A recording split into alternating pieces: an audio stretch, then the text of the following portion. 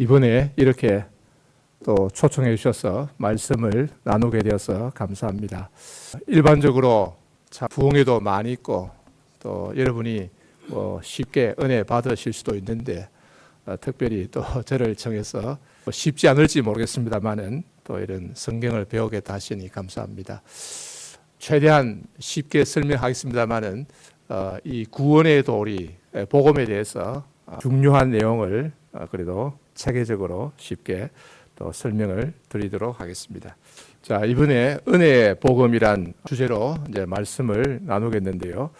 골로새서 1장 6절에 보면은 이 복음이 너희에게 이르매 너희가 듣고 참으로 하나님 은혜를 깨달은 날부터, 이 하나님 은혜를 듣고 깨달은 날부터 너희 중에서와 같이 또한 온 천하에서도 열매를 맺어 자라는도다. 그래서 이 복음이 전파되었는데 이 복음에서 하나님의 은혜를 듣고 깨달았다. 자, 이 복음을 통해서 하나님 은혜를 또 듣고 깨달았을 때 그때부터 열매를 맺어서 자란다, 이렇게 말하고 있습니다. 그래서 이 복음을 이제 듣고 깨닫는 것이 중요함을 알 수 있는데, 자, 이번에 은혜의 복음이란 제목으로 세 번의 특강을 하도록 했습니다.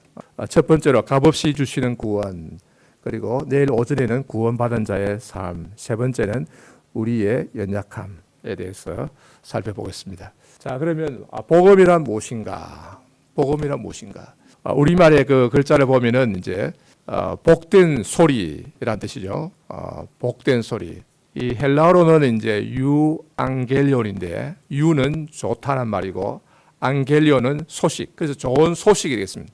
그 복음은 이제 원어의 뜻을 따라서 풀이하면은 좋은 소식이다. 그러면 무엇이 좋은 소식인가? 옛날에 일반 헬라 문헌에서 이 좋은 소식은, 복음은 전쟁에서 승리했다, 그게 아주 기쁜 소식이죠. 그 다음에 올림픽 경기에서 승리했다, 이것도 아주 복된 소식이고, 그 다음에 왕이 등극했다, 새로운 왕이 이제 자리에 올랐다, 이것도 아주 복된 소식이 되겠습니다.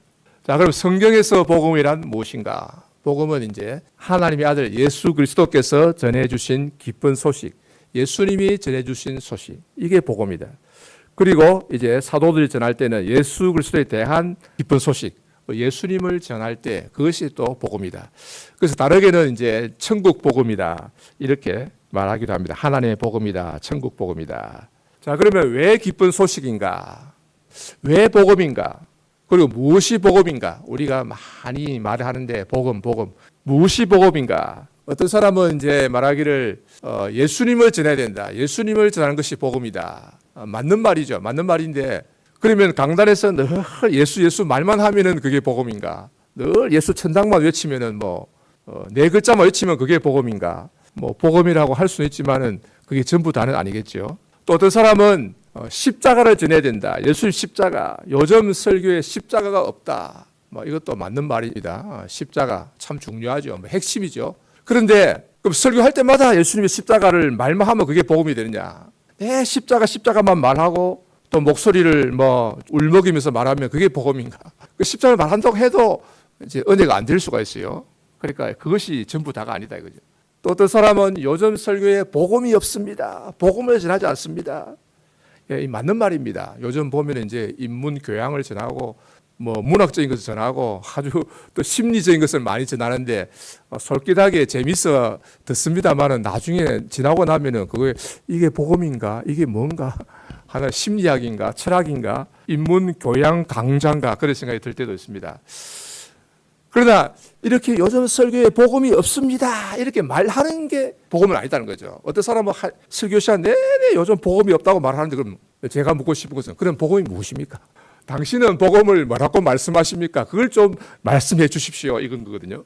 그리고 어떤 사람은 고함을 지릅니다. 요즘 복음이 없습니다, 십자가 없습니다, 아무리 봐도 없습니다, 고함을 지르고, 심지어 어떤 사람은 눈물을 흘리고, 또 목소리를 높여서 하면은 학생들은 감동을 받는데 왜 감동받았는지 나중에 지나면 몰라요. 그냥 복음이 없다는 말만 들었는데 그 복음이 뭐냐 이거지. 여전히 복음이 무엇인가, 이것이 궁금하다 하는 것입니다.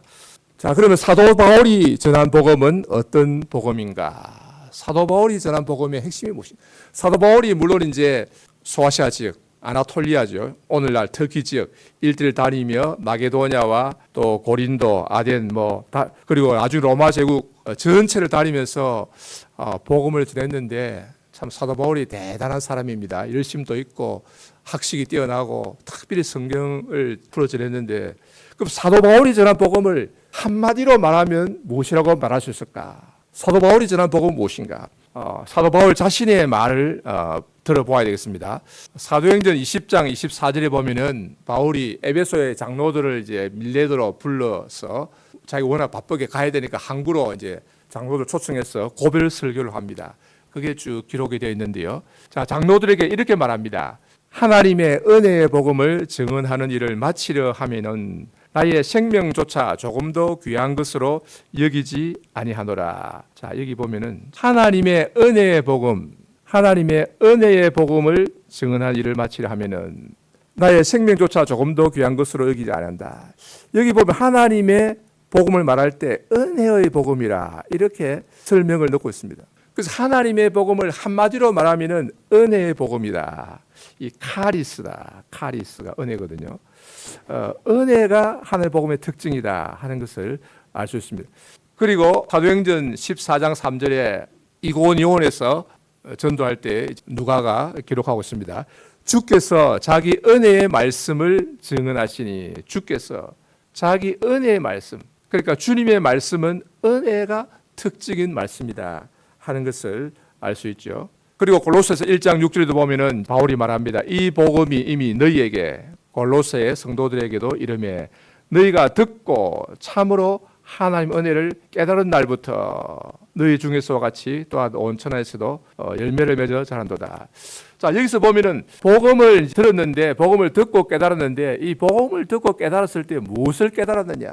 복음의 핵심은 하나님의 은혜다 하는 것을 알 수 있죠. 은혜, 카리스다. 그래서 무엇을 깨달았느냐? 무엇을 깨달았기 때문에 그들이 변화되고 열매 맺는 삶을 살게 됐냐? 그것은 하나님 은혜를 깨달았다. 은혜, 카리스. 영어로 하면 그레이스죠. 그레이스. 예. 자, 그 다음에 18세기 말에 조선 땅에 서학이 들어왔습니다. 서학 아시죠?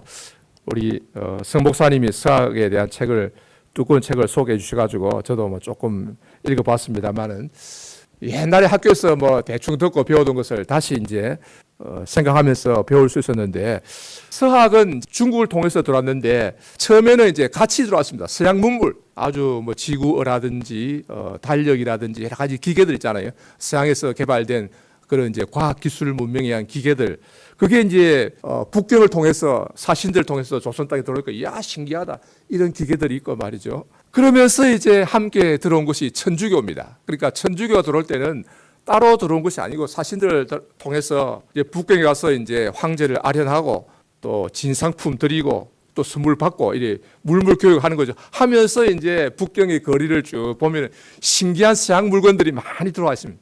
그 중에서 이제 우리 조선의 이 사신들이 관심을 가진 이제 책들 여러 가지 서양의 이제 그런 과학 문명을 저술한 책들, 그 다음에 달력에 대한 것들, 그 다음에 그래서 그와 동시에 천주교에 대해서 이제 쓴 책들을 이제 사가지고 와서 읽었어요. 읽고 십자가 이런 것도 사가지고 오고요. 그래서 처음에 18세기 말 같으면 이제 1785년경 같으면 이제 약 100년, 200년, 한 50년쯤 됐나요? 240년.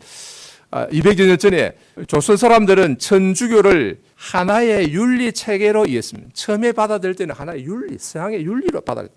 유교와 비슷하다. 그래서 무리 없이 받아들였습니다. 처음에 이제 이게 가톨릭의 천주교의 이 책들은 우리가 어떻게 살아야 되느냐? 교만하지 말라. 욕심을 너무 부리지 말라.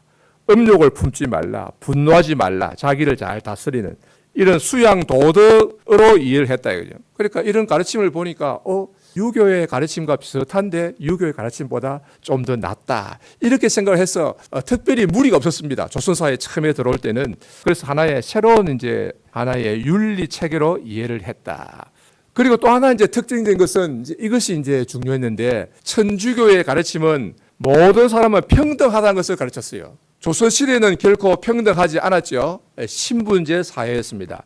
양반과 중인은 주로 기술직, 뭐 이런 전문직인데, 그리고 상민, 이 평민, 그리고 천민, 노비, 백정 같은 천민들, 이렇게 이제 네 계급으로 나누어 놓고 뭐 크게는 이제 양민과 천민 했는데 중간에 이제 중민도 생기고 이래서 이제 네 계급이 된 거죠. 철저하게 이게 이제 차별을 했습니다. 그러니까 이제 중인, 뭐 서자로 태어나면은 과거도 보지 못하고 관직도 못하고요. 상민이 원칙적으로 과거 볼 수 있다 하지만 사실 먹고 살기가 바쁘기 때문에 과거를 보고 진출한 것은 극히 어렵고요. 그 양반은 이제 가만 앉아서 이제 땅을 차지하고 관직을 차지하고 종들을 부립니다. 천민은 완전히 노비는 완전히 인간 이하의 삶을 살고요. 그래서 조선 사회는 어떻게 보면은 우리 민족이 우리 민족을 학대하고 부리는 아주 참 악한 사회입니다. 어떻게 보면은 유교 문화에 아름다운 것도 있습니다만은, 그러나 자기 동족을 이렇게 학대하고 부려먹는 이런 참 악한 그런 계급 사회거든요. 이런 조선 사회에 천주교가 전파되었는데, 천주교는 천주 앞에서 모든 사람을 평등하다. 그 천민도 천주 앞에 하나님 앞에 나와서 예배드릴 수 있고 동일하게 은혜 받을 수 있다. 이러니까 얼마나 감사합니까? 그러니까 천주교는 과히 혁명적으로, 그야말로 이 천민들에게 기쁜 소식이 되었다. 그 천민들이 같이, 그러니까 양반 중인과 함께 모여서 예배드리고 같이 마주하고 밥을 먹고 같이 일을 한다. 이거는 혁명적이었죠. 그러나 이것은 성경이 말하는 완전한 복음은 아니었습니다. 완전한 복음은 아닌데, 왜냐하면 이 천주교에는, 처음에 들어온 천주교 복음에는 은혜가 없었다. 전혀 없었다기보다 은혜가 부족했다는 거예요. 은혜가 좀 있긴 있지만 좀 부족했다. 그래서 절반의 복음이다, 이렇게 말할 수 있어요. 그 서학의 핵심은 자기 수양이었다. 여전히 자기를 어떻게 절제하고 다스리냐, 수련이었다. 거기에 이제 약간 평등의 복음이 이제 붙여진 것입니다. 그래서 처음에 서학이 들어왔을 때 이 천주교에 대해서 조선의 학자들의 반응은 불교의 한 별종이다. 불교에서도 자기 마음을 다스리고 자기를 수양하는 것을 많이 말하거든요. 그래서 불교의 한 별종이다. 그래서 대수롭지 않게 생각한 적이 있었습니다. 그러다가 이제 조상 제사를 거부했어요. 이게 이제 알려지자 이제 완전히 태풍의 눈이 태풍이 되었습니다. 조선 사회가 발칵 뒤집혔습니다. 어디 조상 제사를 거부하다니, 이는 폐륜이다. 그래서 이제 많은 순교자를 내게 되었습니다. 그래서 이 천주교에서 사실 많은 순교를 내었는데, 이것은 조상 제사 때문에, 처음에는 천주교에서도 조상 제사를 거부했거든요. 그러다가 이제 나중에 할 수 없어서 결국 허용하는 쪽으로 바꿨습니다. 자, 그러다가 19세기 말에 개신교가 들어왔는데요. 1885년에 개신교 선교사가 이제 들어왔습니다. 그러니까 천주교가 먼저 들어오고 100년 후에 개신교 선교사가 들어온 거죠. 자, 그러면은 지금부터 140년 전이네요. 개신교가 들어왔을 때 개신교 복음의 핵심은 무엇인가? 예수 믿으시오. 야소교, 예수 천당이라 했을 때 그 핵심은 무엇인가? 그것은 바로 은혜의 복음이다. 이렇게 말할 수 있어요. 은혜의 복음이다. 예수를 믿으면 구원을 얻는다. 죄사함을 받는다. 또 천당 간다. 예수 천당 그랬는데, 이것의 핵심은 무엇인가 하면은 이제 은혜의 복음이다. 이렇게 말할 수 있어요. 자, 예수를 믿는다는 것이 무엇인가? 그 야소를 믿는다는 게 무엇이냐? 이것은 우리 조선 사람들에게 있어서 여태까지 가지고 있던 생각은 자기 수양이 아니다는 거죠. 유교는 철저하게 자기 윤리 체계잖아요. 그게 자기를 이제 수양하는 윤리 도덕 체계가 아니고 하나님 은혜로 구원받는다. 이것은 하나님의 선물이다. 이거 완전히 새로운 것이었습니다. 그래서 개신교 복음은 은혜의 복음이 있다. 하나님 은혜로 구원받는다. 죄사함 받고 구원받아서 천국에 간다 하는 이제 천당을 이야기했습니다. 그러니까 개신교는 자기 수양이 아니고 자기 수련이 아니고 1차적으로 수련이 아니고 구원의 복음이었다는 것입니다. 그 이제 불교에서는 팔정도라고 있잖아요. 뒤에 좀 더 보겠습니다만은 열심히 노력해는 바로 말하고 바로 생각하고 바로 행동하고 정신에 집중하고 등등. 그 정진해야 됩니다. 아주 정신 집중해서 노력해야 되는 그런 이제 불교 굉장히 어렵죠. 어렵고 스님이 되면 새벽 3시 반에 기도해야 됩니다. 예불인가? 우리보다 더 하죠. 굉장히 어렵습니다. 그 유교는 이제 인간관계의 윤리다. 어떻게 서로 이제 처신할 것인가? 나라를 어떻게 질서 있게 다스릴 것이니까 그 핵심이 이제 부모에 대한 효다. 효가 있어야 임금에게 이제 충한다.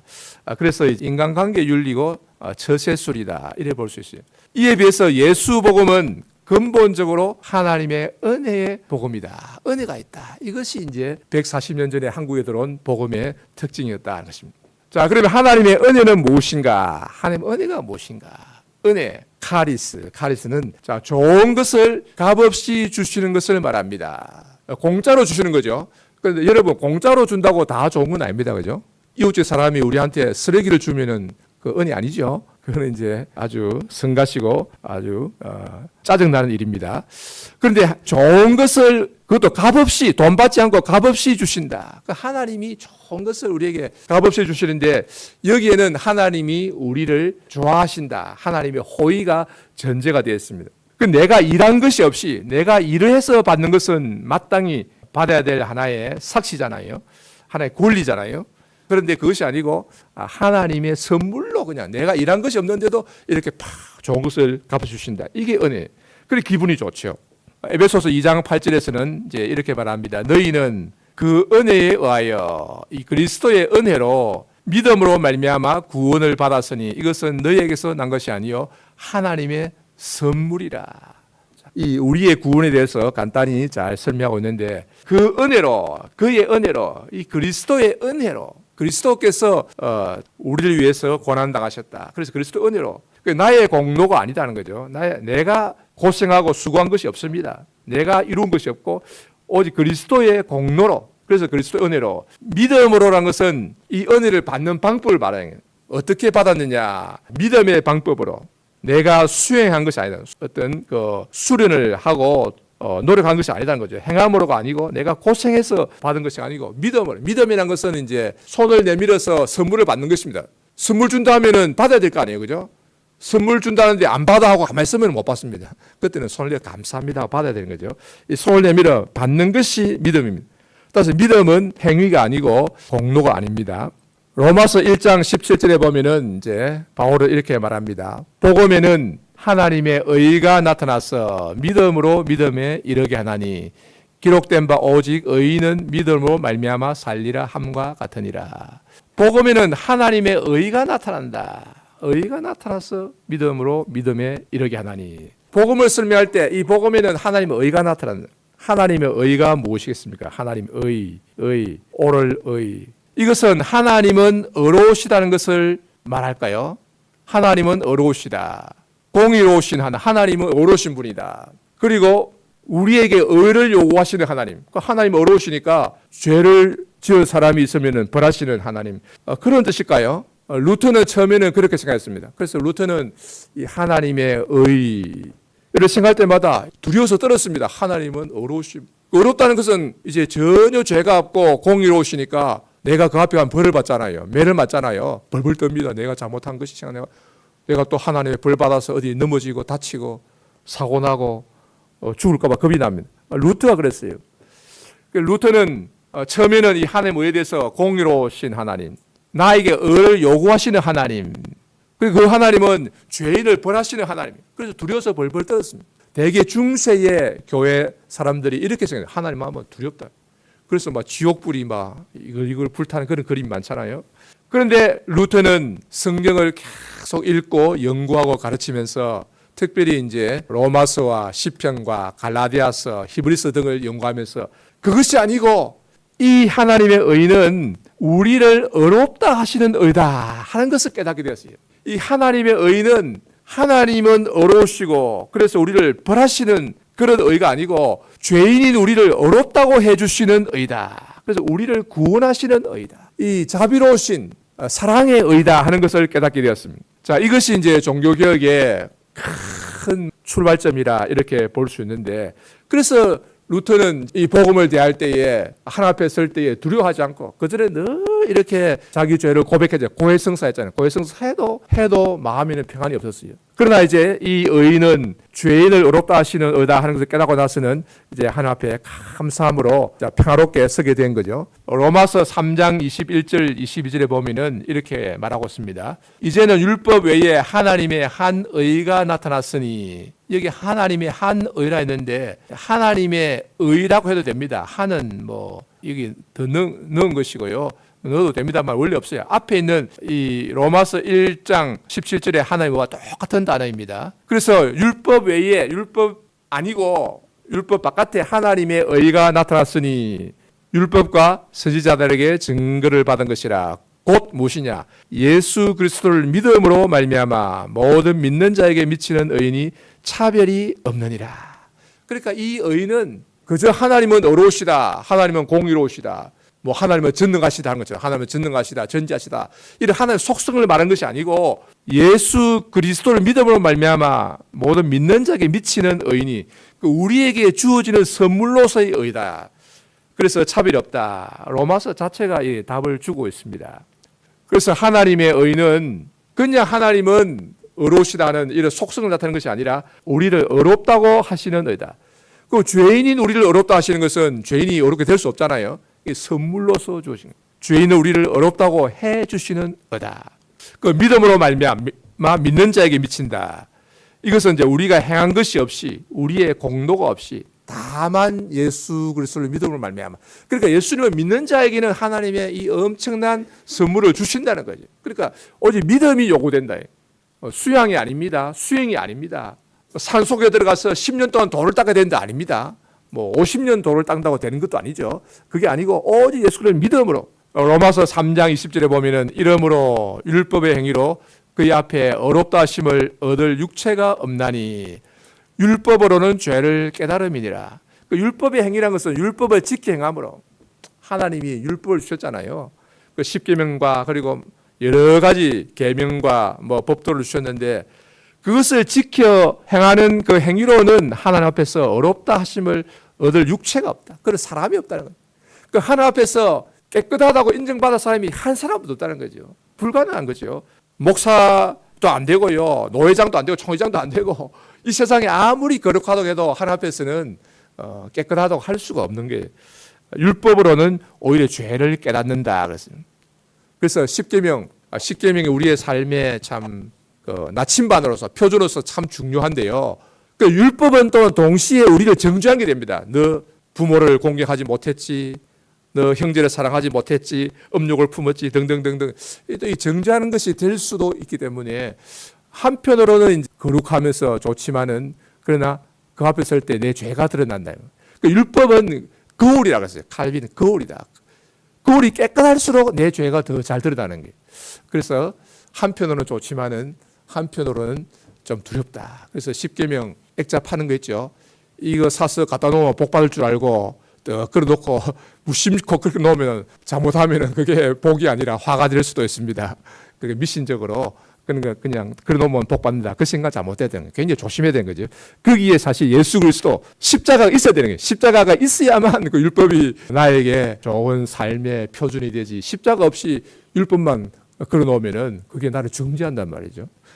그렇습니다. 인간의 행위로는 불가능하다. 자기 노력으로는 도무지 구원을 얻을 수 없다는 것입니다. 로마서 3장 10절 이하에 보면은 의인은 없나니 하나도 없으며 깨닫는 자도 없고 하나님을 찾는 자도 없고 다 치우쳐 함께 무익하게 되고 선을 행하는 자는 없나니 하나도 없도다. 이 말은 이제 의인은 없나니 하나도 없다. 이 말은 절대적인 기준에서 볼 때 하나님이 보실 때에 시편 14편 2절에 나오잖아요. 하나님이 하늘에서 굽어 살펴보실 때에 의인은 없다 말이죠.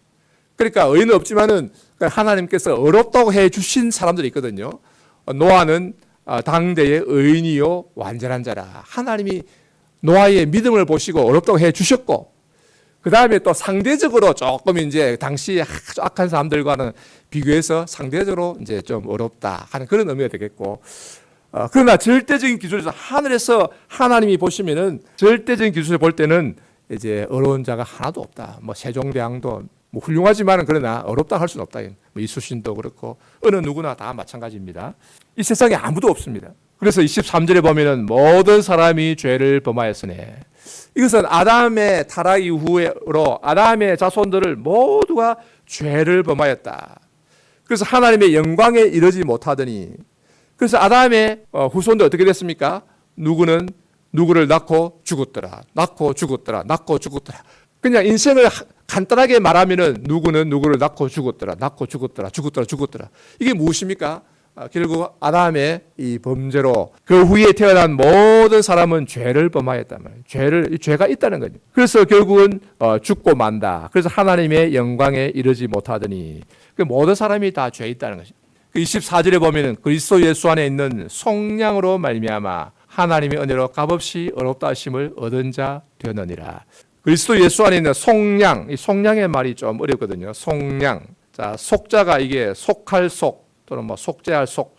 이 속한다는 것이 무엇인가 하면은 여기 이제 작지만은 자세히 보시면은 왼쪽에 조개패자, 조개패라는 이게 변이 있습니다. 조개패. 조개패는 이제 옛날에 돈을 말하거든요. 그래서 노비를 돈을 주고 사서 해방시킨다. 그러니까 노비로 팔리면은 이제 남의 집에서 늘 이제 종살이 하잖아요. 종살이 하고 이 노비는요 주인이 죽여도 책임이 없어요. 뭐 약간 관가에서 나와서 물어보고 할 수도 있겠지만은 그러나 원칙적으로 노비는 주인의 재산이기 때문에 주인이 또 팔아 넘길 수도 있고요. 심지어 말 안 들으면 죽일 수 있는 권한도 있는 거예요. 그러니까 이 인간 취급을 못 받는 거죠. 근데 그 노비를 이제 어떤 선한 사람이 돈을 주고 사서 해방시켜 주면은 이제 평민이 되는 거예요. 그 참 은혜죠. 그래서 속할 속자입니다. 이 량은 좋을 양인데 좋을 양 이것은 이제 양민이 되게 한다. 양민. 천민에서 벗어나는 거죠. 양반, 중인, 상민 합쳐서 이제 처음에는 양민이라는데 그래서 양민이 되면은 이제 비교적 막 국민으로서 백성으로서 살 수 있고 다 좋은 건 아니지만은 겨우 살 수 있다. 그 속량한다는 것은 이제 예수님께서 이제 돈을 주고 우리를 사서 자유인이 되게 해주셨다는 거죠. 우리의 죄값을 치르고 사서 구원해서 이제 자유롭게 해주셨다. 그래서 그리스도 예수 안에 있는 속량으로 말미암아 저는 뭐 구속이라 이렇게도 말을 합니다. 하나님의 은혜로 값없이 의롭다 하심을 얻은 자 되었느니라. 그래서 이것은 우리의 인간의 행위로 된 것이 아니다. 그래서 구원이라고 하는 것은 인간의 노력과 행위로 되는 것이 아니다. 이걸 전문 용어는 수행으로 되는 것이 아니다. 가톨릭에서는 수행이라고 하더라고요. 프락시스. 인간이 이렇게 금욕하고 고행하고 애쓰는 이런 수행을 통해서 구원을 얻을 수는 없다. 하나님의 은혜로 값없이 주시는 선물이다. 왜 이제 하나님께서 은혜를 주셔서 우리를 구원하시는가 하면은 자기 힘으로 구원받는 것은 불가능하기 때문에 그것은 마치 내가 높이뛰기를 해서 저 하늘에 올라가는 것 마찬가지예요. 여러분이 높이뛰기를 한다고 하늘에 올라갈 수 있습니까? 폴짝 뛰면은 뭐 1m, 2m, 3m 올라갈지 몰라도 하늘은 엄청 높잖아요. 그래도 올라갈 수 없습니다. 자기 힘으로는 못 올라가는 거예요. 어떤 사람들은 이제 산에 오르는 길은 여러 개 있다. 그래서 어디로 가든지 산에 올라가서 똑같다 이렇게 말하는데 여러분 우리는 산에 올라가는 게 아닙니다. 산에 올라간다면은 뭐 불교도 있고 유교도 있고 뭐 이슬람도 있고 다 이렇게 말할 수 있지만 우리는 산에 가는 게 아니고요. 우리 하늘에 올라가려고 합니다. 천국에 가려고 하니까 이 하늘에 올라가는 것은 내 힘으로는 도무지 갈 수가 없다. 그래서 이제 하나님이 구원의 사닥다리를 내려 보내신 것입니다. 이 사닥다리가 무엇입니까? 누구입니까? 바로 예수 그리스도. 예수 그리스도는 하늘에서 내려온 사닥다리다 하는 거죠. 그래서 하나님 은혜로 값없이 주시는 선물이다. 근데 불교에서는 자기 노력으로 해탈을 추구하는 종교입니다. 열반, 니르바나. 니르바나가 뭔가 이게 이제 찾아보면은 이게 뚜렷한 실체가 있는 게 아니고 마음이 편한 것입니다. 인생의 이 고통에서 벗어나서 마음이 편한 상태, 뭐 그런 걸 이제 열반이라 하는 것 같아요. 그러니까 마음이 흔들리지 아니하고 인생의 이 고뇌에서 벗어난 상태.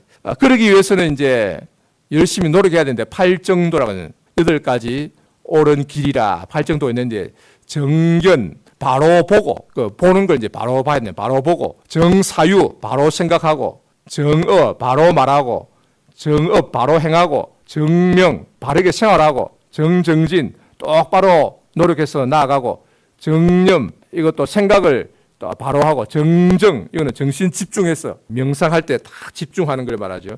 자, 이런 노력을 통해서 애를 써야 된다. 엄청 어렵지요. 엄청 어렵습니다. 그러니까 절에 안 가기를 참 잘하셨습니다. 예. 또 가서 열심히 수행한들 얻는 게 뭡니까? 그 천국이 없고 사실은 구원이라는 것도 없고 그냥 마음의 평안 그것도 얻을 수 있느냐 의문이죠. 전부 자기 노력입니다. 출가하고 수행하고 평생 노력해도 사실은 얻을 수 없는 것입니다.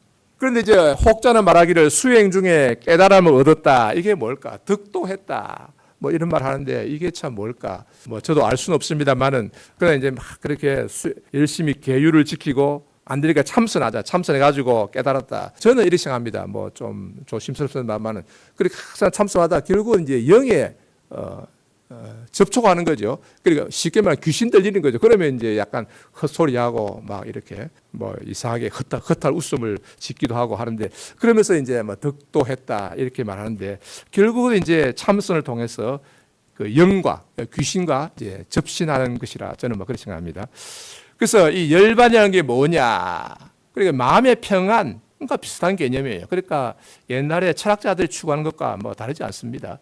이 천국이 아니고 구원이 아닙니다. 고대 교회의 수도사들, 고대 교회, 특별히 주 3세기, 4세기, 5세기에 그 이집트 사막에 수도사들이 있었습니다. 이 기독교 수도사들은 도시에서 살다 보니까 여러 가지로 이제 참 얽히고 괴로운 게 많잖아요. 예수 믿는다 핍박을 받는 것도 있지만은 인간관계에서 서로 미워하고 질투하고 예수님을 따라 살려고 하니까 여러 가지 걸리는 게 많아요. 뭐 가족 관계, 또 결혼 관계 여러 가지 인간관계에서 어려우니까 안 되겠다. 그래서 이집트에 있는 사람들은 그 조금만 벗으면 사막에 이집트가 거기 조금 벗으면 전부 사막이잖아요. 사막, 특별히 알렉산드리아 밑에 보면 니트리아 사막이 있는데 거기 가서 혼자 이제 조그만 집을 짓고 또는 굴에서 이제 기도하고 생활합니다.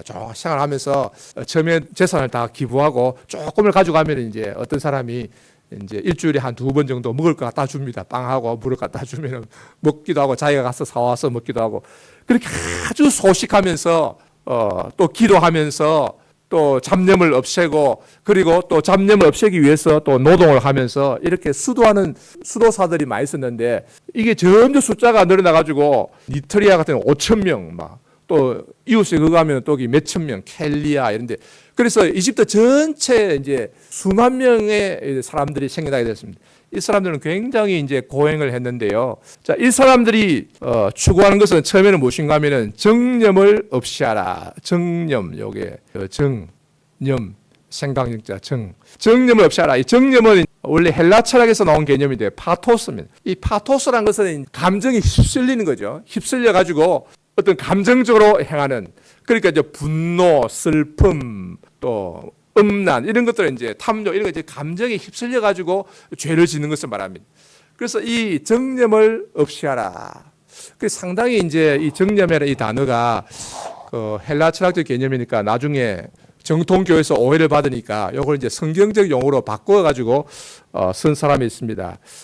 요한 카시아누스는 이걸 이제 악한 생각이라 예수님 말씀하시기를 마음에서 악한 생각이 나오나니 온갖 악한 것들 뭐 그것들 쭉 목록을 말하고 있습니다. 그래서 이제 성경적 용어로 이제 표현하면 악한 생각인데 이런 것을 없애라는 거예요. 그러니까 수도사들이 추구한 것은 단지 행동으로 짓는 죄를 없애는 것으로만 충분하지 않고 마음속의 죄까지 없애야 된다는 거예요. 그래서 이제 첫째 이제 팔정념을 이야기했는데 탐식 이 수도사들의 출발은 이제 탐식을 멀리하라. 그리고 많이 먹는 걸 이제 버리라는 거예요. 수도사들은 이제 빵 조금 하루에 4개, 2끼 또 한 끼 먹고 빵을 이제 한 340g 정도. 그러니까 물. 어떤 사람은 이틀에 한 번 먹기도 하고 일주일에 한 번 먹는 사람도 있어요. 굉장히 이제 먹는 것을 절제합니다. 왜냐하면 이 먹는 데서 음욕이 나오고 다른 모든 죄가 나온다고 보기 때문에 그걸 죽이기 위해서 이제 굉장히 소식합니다. 그 탐식을 버리라. 음란. 이 행동뿐만 아니라 주로 마음에서도 이제 음욕이 생기면 안 되는 거예요. 꿈에도 여자가 나타나면 안 됩니다. 넌 멀었어야 돼요. 그래서 음란 이거 없애라. 탐욕을 없애야 된다. 탐욕은 이제 재산에 대한 물욕 이것도 없애야 돼. 그러니까 가진 것은 다 수도원에 바치고 재산에 대한 욕구도 없애야 되는 거지. 분노, 슬픔, 이 슬픔도 이제 휩쓸린 거니까 또 죄로 받습니다. 권태, 아주 지루함을 느끼는 것. 그리고 허영, 교만 이런 것들 없애기 위해서 이제 부단히 노력합니다. 사막에서 아주 소식하고 금식하고 어떤 데 잠을 자지 않고 기도하고 애를 쓰고 많이 애를 씁니다.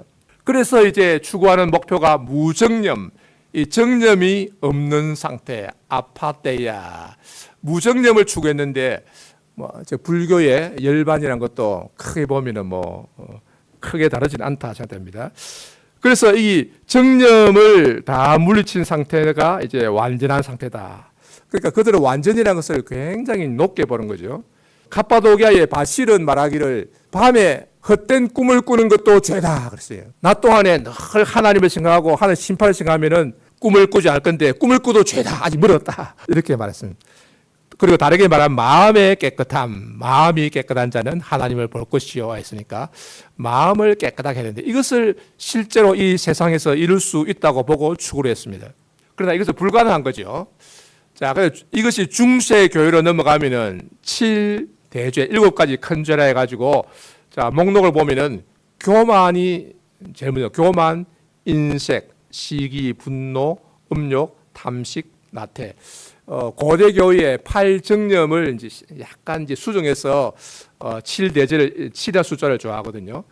요 교만을 앞세운 것은 아마 어거스틴의 영향으로 생각합니다. 어거스틴이 겸손을 제일 중요하게 생각하기 때문에 그 교만, 인색 이런 것을 이제 큰 죄로 보고 없애야 된다.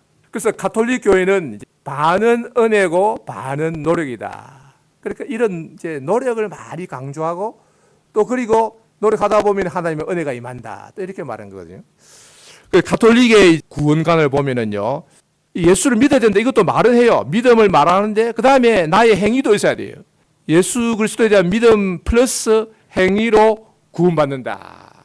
그러니까 이 나의 행위가 구원의 전제 조건이 됩니다. 이게 문제예요. 가톨릭에 가면은요, 100% 은혜가 아니고요, 예수를 믿어서 은혜 받는다. 이것도 말해요. 믿음도 말하는데 믿음 플러스 나의 행위가 합쳐지는 거예요. 그래서 나의 행위로 구원을 미치고 그러니까 이제 내 죄가 있잖아요. 그 죄를 다 씻어야 돼. 그러나 아무리 고해성사해도 이 세상에서는 죄를 다 씻지 못합니다. 그리고 남은 죄는 연옥에 가서 이제 불에 태워야 되는 거예요. 사람에 따라서 죄에 따라서 수백 년, 수천 년.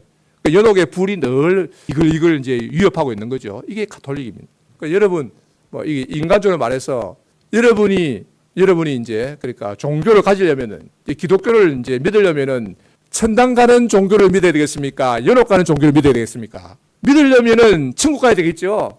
연옥하기 위해서 가톨릭 간다. 가톨릭이 아무리 멋있어 보이고 뭐 엄숙해 보이고 요즘 유행이거든요. 그러나 그것의 결국은 그 연옥입니다. 연옥. 연옥하기 위해서 가톨릭에 다니고 할 겁니까? 그건 제가 볼 때는 현명하지 못하다. 그래서 가톨릭에서는요, 죽을 때까지 구원의 확신이 없습니다. 왜냐하면 구원받을 수 없잖아요. 내 행위에 달렸으니까. 내 행위가 완전할 수 없잖아요. 결국은 죽었어도 연옥에 가서 불로 태워야 되니까. 그러니까 구원의 확신이 없습니다. 이게 이제 제일 큰 문제거든요. 그리고 이제 뭐 요즘 어떤 사람들은 또 유보적 칭의설, 요거 다음에도 이야기했습니다만 칭의가 마지막 심판날까지 유보된다. 이렇게 되면은 이제 구원의 확신이 없습니다. 그래서 가톨릭에서는 은혜 플러스 공적으로 구원받는다. 인간의 노력은 행위는 공적이 됩니다. 내가 구원받는 데서 하나의 공로가 되는 거죠. 자, 가톨릭에서 이렇게 말합니다. 세례 받을 때에 원죄와 지난날의 자범죄가 사함받고, 세례, 유아 세례든 어른 세례든 세례 받으면은 원죄가 다 사함받고, 그리고 그때까지 지은 죄는 이제 다 이제 사함받는다. 그럼 세례 후에 지은 죄는 어떻게 되냐? 세례 후, 가톨릭은 세례라는 이 성사를 이제 형식을 중요하게 생각하거든요. 세례 후에 지은 죄는 신부에게 가서 고해성사를 해야 된다. 그래서 내가 이 큰 죄를 지었습니다. 이렇게 고해성사하면은 신부가 듣고 결정합니다. 이 고행, 사흘간 금식하시오. 또 고행, 또 기도하시오. 그리고 선행, 과원에 가서 선한 일을 하시오. 어디 가서 이제 자원봉사를 하시오. 이렇게 이제 결정하면은 이것을 행해야 됩니다. 이것은 이제 보속을 하는데, 이렇게 해도 그래도 남은 죄가 있잖아요. 내가 다 고하지 못한 죄, 숨은 죄가 있잖아요. 이런 죄는 어떻게 하느냐? 결국 연옥에 가서 불로 태워야 된다. 이것이 가톨릭의 가르침입니다. 그래서 가톨릭은 믿음 플러스 행위, 그리고 이제 성경에다가 전통을 가미합니다. 그래서 가톨릭은 이제 플러스 신앙이다. 믿음에 나의 행위가 보태져서 구원받는다. 플러스 신앙이다. 이에 비해서 우리 개신교는 이제 오직 신앙이라 이렇게 말할 수 있습니다. 오직 신앙, 오직 은혜. 그러니까 이제 여기 대해서 이제 우리 개신교에서는 내 행위가 구원에 있어서 보태지는 것이 아니고 오직 은혜로, 오직 하나님의 은혜로, 그리스도의 공로로. 그래서 오직 은혜, 그 오직 믿음. 나의 믿음 플러스 행위가 아니고 전적으로 믿음으로 구원받는다. 그리고 오직 성경, 전통이 아니라 교황의 권위가 아니라 성경만이 최고의 권위가 된다. 그래서 이제 오직을 강조하게 된 거죠. 솔라. 그래서 이렇게 말할 수 있어요. 카톨릭 신앙은 이제 한마디로 말하면 플러스 신앙이다. 플러스. 항상 보태는 거죠. 믿음 플러스 행위, 성경 플러스 전통, 은혜 플러스 공로, 이런 식으로 이제 플러스 하나의 이제 그러니까 짬뽕 신앙이다. 이렇게 말할 수 있어요. 짬뽕. 이에 비해서 우리 개신교 신앙은 오직 신앙, 오직 순수하다. 오직. 그래서 이제 은혜란 찬양이 있잖아요. 은혜란 찬양 송경민 목사가 지은 참 은혜로운 그 찬양이 있는데 이 모든 것이 은혜, 모든 것이 은혜, 모든 것이 은혜여서 이 구원에 있었을 뿐만 아니라 나의 모든 것이 당연한 것 아니라 은혜다. 이것은 아주 귀한 참 이 복음적인 신앙을 잘 표현했다 이래 볼 수 있습니다. 자, 그러면 오늘날 한국 교회는 어떤가? 개신교 선교 후에 140년이 경과했는데 참 은혜의 복음이 들어와서 한반도 조선 땅을 이렇게 변화시켰는데 지금은 은혜로 시작했다가 행위에 빠진 것이 아닌가 이런 생각을 좀 해볼 수 있습니다.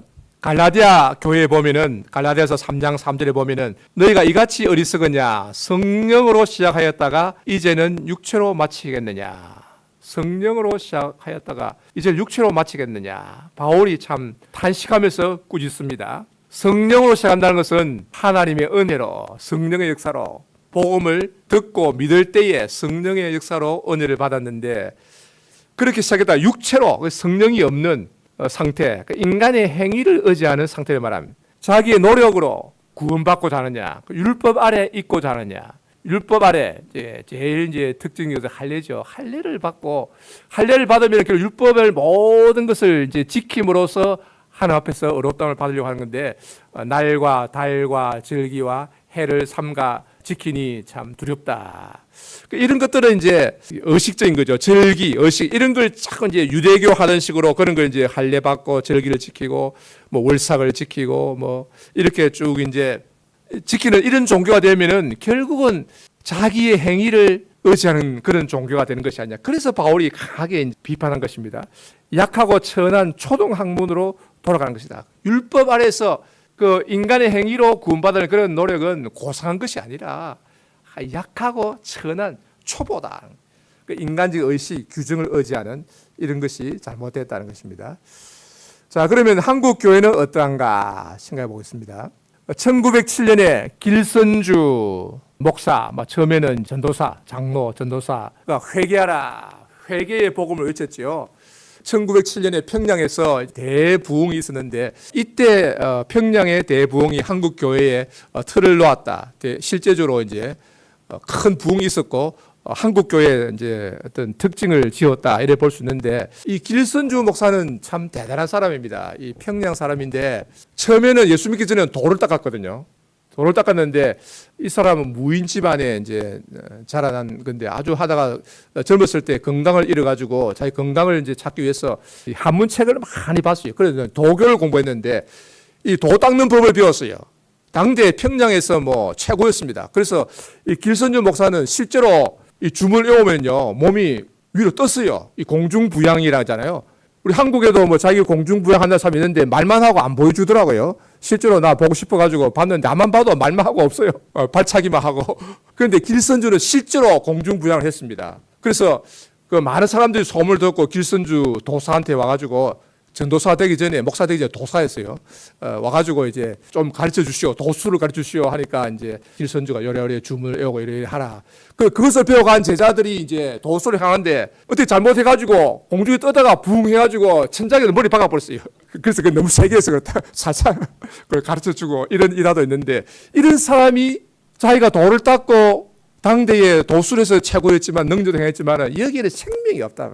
구원이 없어 허전하다가 선교사를 통해서 복음을 듣고는 예수를 믿고 당대의 뭐 최고의 부흥사 지도자 된 거죠. 길선주. 그래서 이제 회개하라 외쳤는데 그럴 때 이제 눈이 좀 갔어요. 시력이 어두운 상태에서 막 회개하라 외치니까 사실 이 배경에는 1906년 10월 11일부터 시작한 새벽 기도회가 있었어요. 그러니까 새벽 기도 하면서 간절히 구하니까 성령 역사하고 대복이 일어났는데 그때 보면 이제 설교를 들은 사람들이 막 마음이 찔려가지고 돈 떼먹은 죄, 선교사에게 받은 돈을 자기한테 조금 감추어둔 죄를 회개하고, 어떤 사람은 간음죄도 회개하고, 이렇게 공개 자백을 하고 또 죄상을 받는 이제 은혜를 누렸습니다. 이런 이제 형태로 부흥회가 아주 뜨겁게 일어났는데, 이것이 이제 한국의 복음의 특징이 이런데, 저는 길선주 목사의 이 복음은 참 성경적으로 봅니다. 왜냐하면 회개하고 죄상 받고 구원받는, 그리고 초기에 조선시대 그 사람들한테 회개하라 했으니까 옳다고 보는데, 그 요즘은 이제 예수 믿으면 실패해서 성공 복음 맞아요. 번영 복음. 이거는 뭔가 포인트가 잘못 이동한 거거든요. 그래서 회개하라 구원, 회개 구원, 이거 옳습니다. 1930년 전후에 이용도 목사가 있었는데, 이 감리교입니다. 감리교인데 원산에서 이제 시작됐는데, 굉장한 이제 신비주의, 엄청 기도합니다. 어떤 때 보면은 막 1시 반에도 일어나서 교회당에 가서 기도하고, 설교하면은 한 4시간씩 돼. 저녁에 막 말도 서너 배 빠른데 하면서도 4시간씩 하고, 끝나고 나면 전부 안수 기도해주고, 또 교회당에서 그냥 엎드려서 기도하고 보내는 경우도 많고, 그래서 굉장히 성령의 역사가 많았다. 그런데 이제 이 이용도 목사가 당시에 교회를 상당히 비판했습니다. 죽을 신앙이다. 1930년 전후에. 사랑이 없는 신앙이다. 무의 신앙을 비판했어요. 사랑이 없는 신앙은 죽을 신앙이다. 그 의식과 교리에 빠진 신앙이다. 당대 교역자들은 완전히 권세만 탐하고 교회를 잘 돌보지 않는다. 생명의 신앙 굉장히 비판했습니다. 그 기성교회를 너무 비판했어요. 이분은 또 이제 원고 없이 설교해요. 그러니까 막 성령이 주시는 대로 설교하니까 막 쏟아붓는 거예요. 그러다 보니까 또 워낙 성경을 많이 읽어서 그런지 성경의 표현을 가지고 하는데 이제 이게 문제가 됩니다. 예를 들면은 너희가 나의 살을 먹고 나의 피를 마시라. 이 굉장히 위험한 말이잖아요. 자기 예수님인 것처럼. 그 전후 문명을 보면 이제 교권의 목사들이 자기를 핍박하고 자기를 이제 죽이려 한다. 자기를 괴롭힌다. 그런 맥락에서 나가는 것 같은데, 그러나 이제 이런 말을 이제 스스무시 막 합니다. 결국 그래서 나중에는 결국은 원산의 신비주의자들, 그 이단으로 이제 판명된 안준명, 백남주와의 관계를 끊질 않아요. 않고, 그래서 결국은 이제 이단으로 정죄가 됐는데, 1993년인가요? 감리교에서는 해제했다는데 논란이 됩니다. 그러나 좀 문제가 있습니다. 그래서 1940년대에 아주 신비주의, 한국 교회를 이제 휩쓴 그 신비주의 한국 교회의 모습을 볼 수 있습니다. 이때도 회개하라 이렇게 외쳤는데, 그때는 이제 죽은 신앙, 생명 없는 신앙, 사랑 없는 신앙을 책망했는데, 너무 기성교회를 비판하면 이게 또 문제가 돼요. 예. 자, 해방 후에 추록 성도들 감옥에서 나와서 회개 운동을 펼쳤습니다. 우리 교단이 특별히 그렇죠. 이때는 이제 처음에 신사 참배죄를 회개하라, 회개를 외쳤습니다. 뭐 타당하고 뭐 옳고 회개해야 되는데 기성 그 교권을 진 목사들이 회개하지 않지요. 그러니까 이제 문제가 되는, 도리어 이제 쫓아내 버리죠. 그래서 나온 것이 이제 고신인데, 그 이제 회개를 외쳤는데 문제는 그 후에도 계속해서 고신의 회개를 외친다는 거예요. 전도사도 막 강단에 올라서면 회개하라, 계속해서 뭐 과함지르도 회개하라.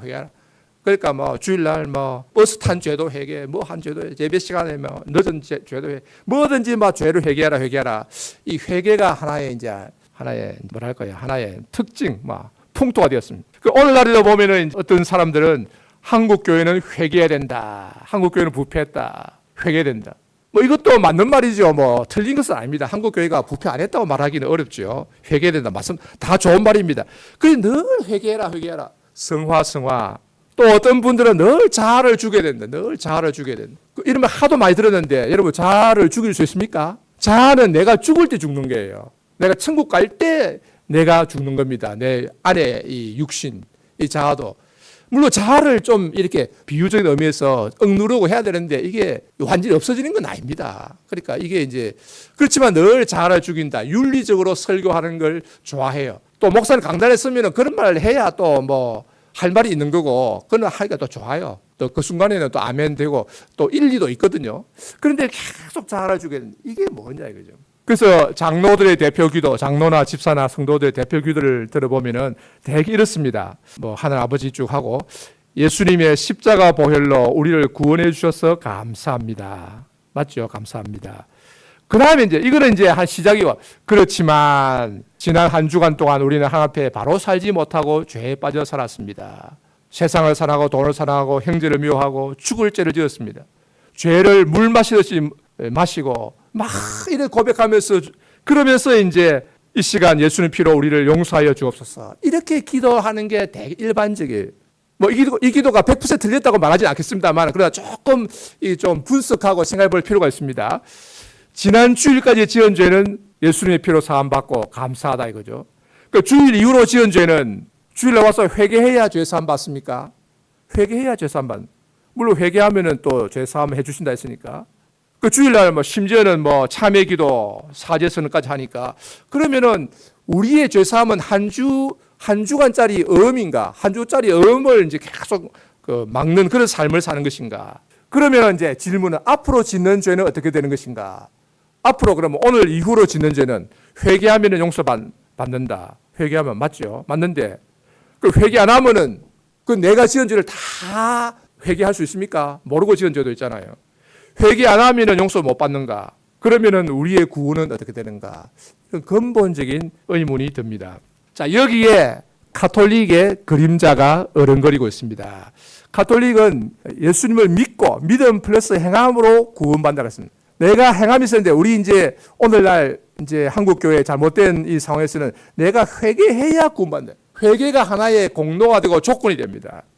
그 회개가 구원의 조건이 되고 회개가 구원의 공로가 되고 내가 회개하면 구원받고 회개 안 하면 구원 못 받고 어떻게 됩니까? 여기에 대해서 교육자들도 불분명하게 가르치는 것 같아요. 불분명하게. 명확하지 않습니다. 그런데 교육자는 목사들은 성도를 향해서 구원에 대해서 확실하게 모르고 있습니다. 막 책망하는데 내가 들어보니까 목사님 자신이 불분명해요. 그거는 뭐 나아가서는 우리 신학교에서 뭐 어떻게 교육학에서 어떻게 가르쳤는지 모르겠습니다만은 저거는 제가 모르니까 뭔가 불분명하다 이거죠. 그러니까 구원파가 들어올 토양이 생기는 겁니다. 이런 구원파가 괜히 들어온 것이 아닙니다. 기성교회가 분명히 가르치면 구원파 들어올 수 없습니다. 그 기성교회가 분명히 가르치니까 상도들은 이게 내가 구원받나 못 받나. 알쏭달쏭하니까 뭔가 불안하고 구원파의 주장을 어떤 집회에 가서 들으면은요, 솔깃할 수도 있다. 자칫하면은 그 위험한 거죠. 구원파는 잘못되었다고 말하지만은 막상 자기 스스로는 구원에 대해서 바로 이해하고 있는가?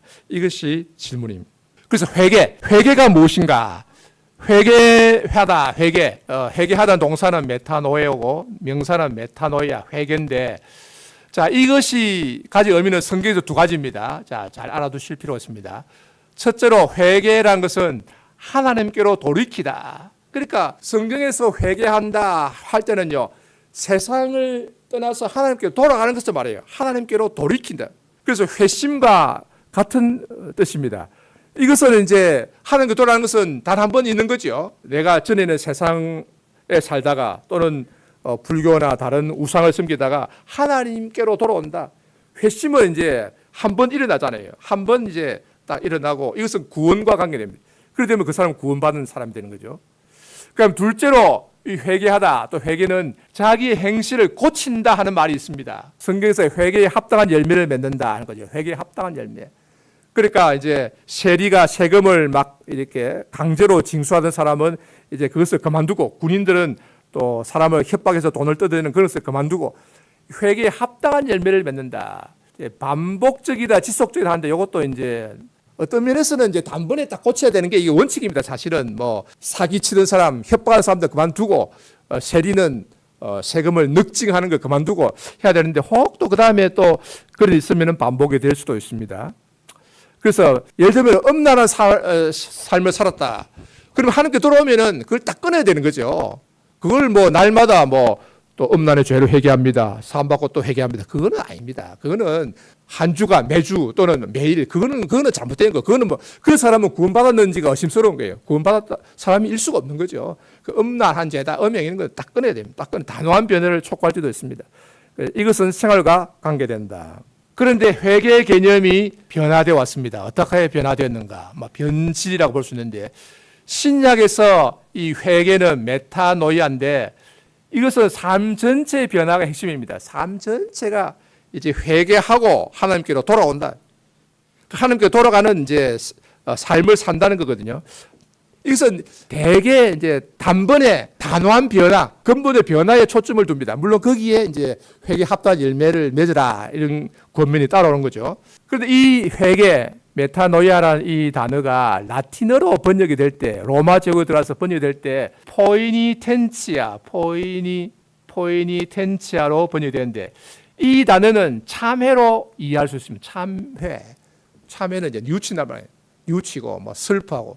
그래서 이것은 상당히 감정적인 요소에 치우치는 단어입니다. 예를 들어서 내가 무슨 죄를 지었습니다. 뉘우칩니다. 회개합니다. 참회합니다. 슬픈. 그래서 상당히 감정적으로 슬퍼하고 그리고 끝나버린 경우가 많다 이거죠. 이렇게 이제 이 라틴어로 넘어갈 때 이게 이제 단어의 변화가 있습니다. 그러니까 영어로 이제 넘어올 때는 repentance, 동사는 repent인데 이 단어 repent는 물론 이제 회개하다 좋은 의미로 사용할 수도 있지만은 이것도 오늘날 자꾸 사용되는 거 보면은 이제 참회 쪽으로 좀 점점 가까이 나아가는 것 같아요. 그러니까 repent한다 하면 내가 삶을 돌이키고 변화된 삶을 산다는 것보다는 내가 주일날 와서 또 뉘우칩니다. 회개합니다. 참여합니다. 심리적, 감정적 요소가 강하다. 그래서 오늘날 한국교회는 회개하라 그러면은 이 참회 쪽으로 많이 이해한대요. 죄를 뉘우치고, 죄를 자백하고, 슬퍼하고, 뉘우친다. 물론 이런 것도 필요하죠. 그런데 여기서 그치고 만다는 거죠. 그러니까 반복적으로 회개하는 매주마다, 날마다 이렇게 회개하는 이런 어떤 의식적이고 습관적인 것으로 변화되고 만 것이 아니냐. 자, 그래서 성경에서는 이제 회개에 대해서 두 종류를 다 말하고 있습니다. 다 말하고 있는데 최초의 회개는 이제 성경에 생명 얻는 회개, 고넬료 가정에게 생명 얻는 회개를 주셨도다. 이것을 처음 믿을 때에 하는 그 회개를 말합니다. 회심이라고 말할 수 있죠. 그리고 사도들이 전파한 회개도 주로 이 회개입니다. 최초의 회개. 그러니까 예루살렘에서 베드로가 3,000명의 무리 더 많았겠죠. 여기 이제 설교할 때 너희가 각각 회개하여 예수 그리스도의 이름으로 세례를 받으라. 이 회개를 할 때는 딱 단번에 단호한 변화를 말합니다. 그 최초 회개, 생명 얻는 회개를 말하죠.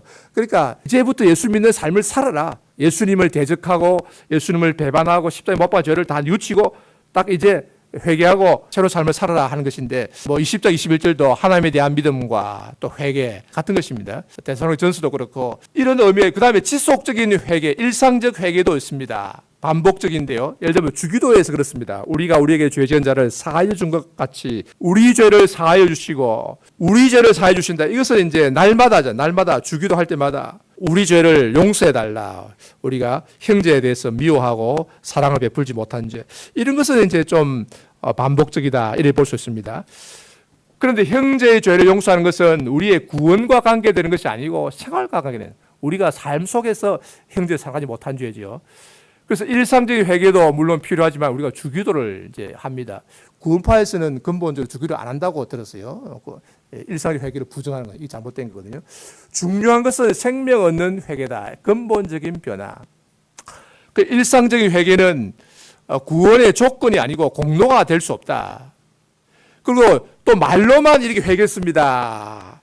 이게 전부 다가 아니고요. 한국교회는 그런 경향이 있는데 그게 아니고요. 실제 삶의 변화가 중요하다. 나는 이런 죄를 지었습니다. 잘못했습니다. 사해 주옵소서. 이렇게 물론 자백도 하고 용서도 빌어야 되지만 사실은 그걸 고치려고 내가 애를 쓰는 게 더 중요하거든요. 그리고 이제 완전주의적 태도는 옳지 못하다. 내가 이 세상에서 완전히 거룩해질 수 있는 것처럼 천사가 될 수 있는 것처럼 생각한 것은 문제다. 그러니까 우리가 또 회개하더라도 나는 부족하다는 걸 늘 이제 저변에 깔고 있어야 된다는 거죠. 예수님이 말씀하시기를 요한복음 13장 10절에 보면은 제자들에게 이제 발을 씻기실 때 이제 와서 말씀하십니다. 이미 목욕한 자는 발밖에 씻을 필요가 없느니라. 온 몸이 깨끗하니라. 자, 목욕한 자는 발밖에 씻을 필요가 없다. 이것은 이제 오늘날 사람들 이해하기 어려운데 옛날 유대 땅에서 목욕은 잘 안 합니다. 옛날에도 목욕은 안 하거든요. 1년에 한 번만 합니다. 그래서 이제 요즘은 이제 샤워 할만 하지만 샤워 아니고 이 목욕은 옛날에는 잘 안 합니다. 그 특별한 데 하고 그래서 이제 목욕이라는 것은 한 번 하면 이제 깨끗하다 이렇게 개념이에요. 이렇게 이해됩니다. 그리고 목욕이라는 것은 이제 죄사함 받은 겁니다. 우리가 하나님의 자녀가 되어 예수를 믿어서 이제 죄사함 받아 근본적으로 죄사함 받아 하는 자녀가 되었으니까 이제 발만 씻으면 된다 이거예요. 이제 목욕은 됐고 이 발을 씻는 것은 날마다 집을 나갔다가 들어올 때마다 그래 하루에 2번, 3번 또 씻을 수 있는 거죠. 나갔다가 들어오면 이제 발에 먼지가 묻고 모래가 묻으니까 발은 이제 씻어야 돼. 물을 가지고 이것이 이제 일상적인 회개다. 우리가 뭐 나가서 살다가 보면은 또 좀 화를 낼 수도 있고 또 잘못할 수도 있고 미워할 수도 있고 그런 것에 대해서 이제 회개한다. 이 일상적 회개는 이 발 씻는 것은 위생과 관계된다. 이 생명과 관계된 게 아닙니다. 위생과 관계된다. 그래 씻어야 건강에 좋다는 거거든요. 발 씻으라 이 말이거든요. 자, 그러면 질문하겠습니다. 우리가 발을 안 씻으면 어떻게 될까요? 잊어버리고 발을 안 씻었다. 그리고 물이 없어서 발을 안 씻었다. 그러면 구원받지 못하는 걸까요? 지옥 가는 것일까요? 예, 아닙니다. 이 목욕했으면 깨끗하다 했습니다. 몸은 깨끗한데 발을 안 씻으면은 발이 더러운 거죠. 발이 더러운 겁니다. 그 정답은 이제 발을 씻지 않으면 위생상 안 좋다. 그 씻는 게 좋다. 씻는 게 원칙이다. 그래야 청결하고 건강이 좋다. 그 잘 씻어야 이게 원칙이다. 그리고 혹 잊어버리고 발을 씻지 못했다고 해서 죽는 것은 아니다. 예수님이 그 갈릴리서 시몬의 집에 어떤 바리새 시몬의 집에 가셨는데 예수님 말씀하시잖아요. 내가 내 집에 들어올 때 너는 발 씻을 물도 주지 않았다. 그러니까 예수님하고 제자들은 그때 발 못 씻은 거잖아요. 발도 씻지 못하고 식탁에 앉았단 말이죠. 원래 들어가면은 주인이 물을 내주거든요. 그러면 이제 발을 씻고 그 식탁에 앉아야 되는데 그때 보니까 예수님과 제자들은 이 바리새인 시몬이 물을 안 주어서 발을 못 씻었단 말이에요. 그러면 예수님과 제자가 어떻게 됩니까? 그렇다고 해서 그게 뭐 구원 못 받고 지옥 가는 건 아니다. 예수님은 또 우리가 뭐 깨끗하지 않다 이렇게 말할 수 없는 거예요. 예수님은 좀 특별합니다. 여기에 대해서는 그렇지 않다고 뭐 깨끗하지 않다 말할 수는 없지만 그러나 분명히 제자들은 발이 깨끗하지 않다 이렇게는 말할 수도 있는 거죠. 따라서 목욕했다는 사실이 중요하다. 즉 예수를 믿어서 하나님 자녀가 되었다 이 사실이 중요하다. 너무 야단 법석을 하지 말라는 것입니다. 그래서 너무 감정적으로 센티멘털하게 접근하지 말자. 사도 바울은 감사함으로 하나님께 아뢰라 했습니다. 너희 구할 모든 것을 감사함으로 하나님께 아뢰라. 그래서 우리의 기도의 기본적인 태도는 하나님께 나갈 때는 감사함으로 하나님께 우리의 모든 필요를 아뢰는 것이다. 그 다음에 물론 이제 우리가 또 살다가 죄를 지었거나 마음에 걸리는 게 생각나거든 죄를 자백하고 죄 용서를 빌어야 됩니다. 그게 옳습니다. 예를 들어서 뭐 부부싸움 했다, 뭐 또 화를 냈다. 그럼 하나님 앞에 나와서 간구하기 전에 먼저 잘못했습니다. 고백하는 게 원칙이고, 그래 해야 되는 거죠. 그래, 그것도 필요합니다. 겸손히 자기의 교만함과 미련함, 잘못을 고백하고 용서를 구하는 것도 있습니다. 그러나 보통 때는 그런 것이 없고, 보통 때에는 감사로 간구하는 것이 옳다. 다니엘이 물론 자기 민족의 죄를 아주 길게 고백하고, 이 고백할 때도 감정적으로 한 게 아니고 객관적인 사실 중심으로 이렇게 담담하게 고백하고, 근데 다니엘이 평소에 기도할 때 하루에 3번씩 예루살렘 향하여 창문을 열어놓고 어떻게 기도했다 그랬습니까? 하나님께 기도하고 감사하였더라. 기도하고 감사. 그 감사함으로 하나님께 나가서 구하는 것이 되게 일상적이다. 이렇게 볼 수 있습니다. 자, 어쨌든 여기서 중요한 것은 우리의 회개는 공로가 아니다. 회개가 구원의 조건이 아니다. 우리는 오직 십자가의 공로로 구원받는다. 이것이 참 중요합니다. 그 참회 기도 하는 교회도 있는데 참회 기도하고 또 사죄 선언까지 하는 것은 굉장히 저는 좀 위험하다 봅니다. 가톨릭의 고해 성사처럼 될 위험성이 있다. 그리고 행위 구원의 위험성. 내가 자백했기 때문에 죄 사함 받는다. 내가 자백하지만 사실은 예수님의 피 공로로 사함 받는 것이고 하나님께 달린 것인데 나의 이 자백 행위를 참회를 구원의 조건으로 내걸면은 위험성이 있다. 형식적이고 의식화될 위험성이 있다. 그 결과는 결국 구원의 확실성을 잃어버리는 것입니다. 그럼 내가 구원받았는지 구원받지 못했는지 불확실하다. 이거 엄청난 손실입니다. 그러니까 종교개혁이 우리에게 가해둔 최고의 선물이 뭐냐?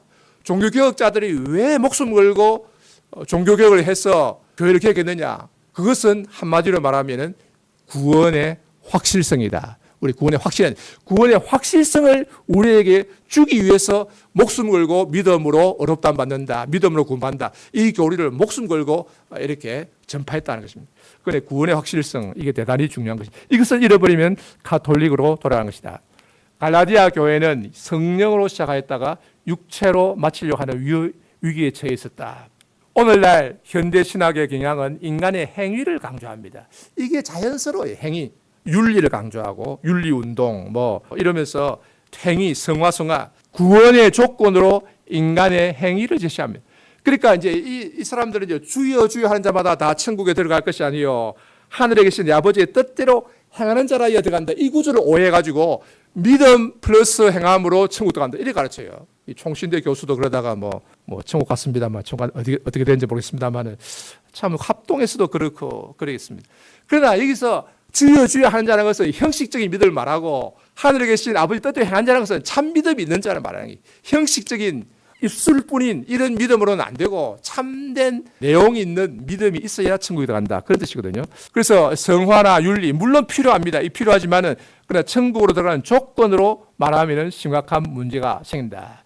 그래서 이 신칭의가 흔들리고 있다. 은혜 복음이 위협을 당하고 있다.